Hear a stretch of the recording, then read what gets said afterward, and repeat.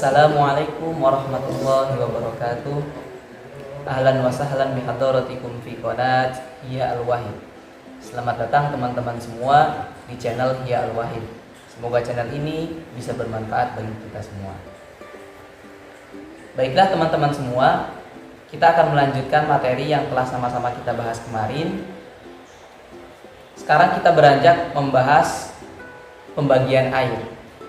Air itu dibagi menjadi dua, air yang sedikit dan air yang banyak. Bismillahirrahmanirrahim. Faslun al-ma'u qalilun wa katsirun. Wal qalil al-qalilu ma dunal qullataini wal katsiru qullatani fa aktsar. Al-ma'u qalilun wa katsirun. Air itu diklasifikasi dibagi menjadi dua. Ada kalanya air yang sedikit, ada kalanya air yang banyak. Al-qalilu ma dunal qullataini. Air yang sedikit itu berapa? Air yang sedikit itu adalah air yang volumenya belum mencapai 2 kula. Sedangkan air yang banyak, air yang volumenya sudah mencapai 2 kula atau bahkan lebih. Kemudian 2 kula itu berapa? Kan tolak ukur air itu dikatakan banyak adalah 2 kula atau lebih. 2 kula itu adalah ma waznuhu minal ma' khamsumi'ati ritlin baghdadiyin takriban.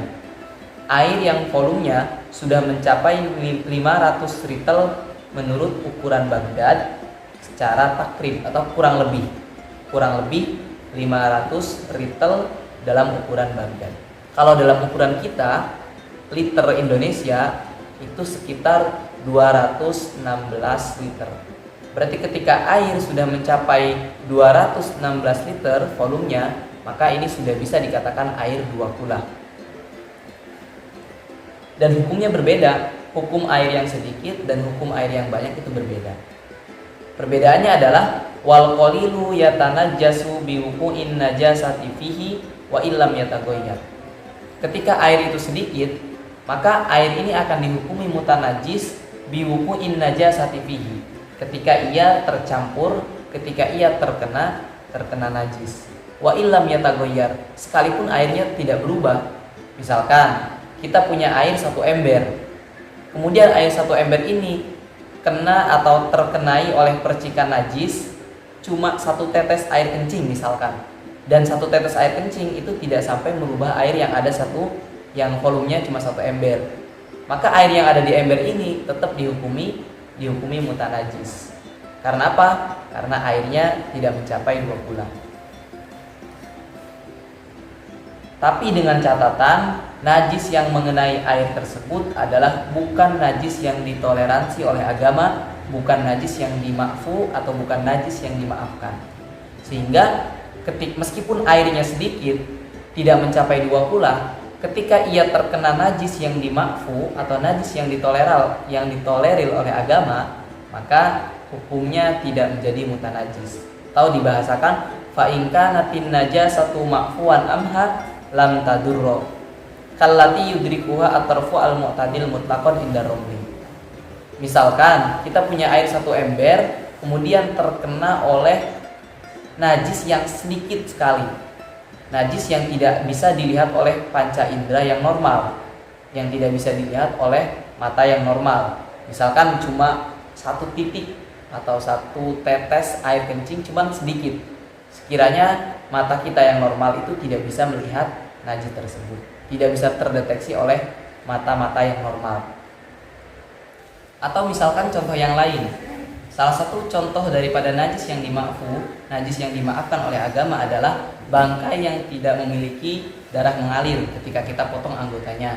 Misalkan bangkai lalat ataupun bangkai cicak.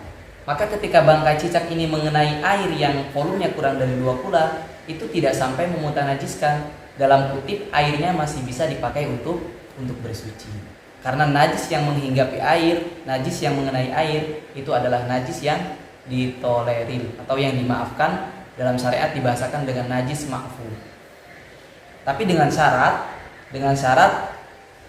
lakinil afu anha masyrutun bi alla tughayyira ma waqa'at fihi. Catatannya, bangkai ini tidak akan memutanajiskan air yang sedikit. Catatannya, bangkainya tidak sampai merubah air, baik warna, baik aroma, ataupun rasa air, tidak sampai berubah. Itu syarat yang pertama. Syarat yang kedua, wa alla tutroha ba'da mautiha. Kita tidak sengaja membuang ataupun menaruh bangkai tersebut ke air.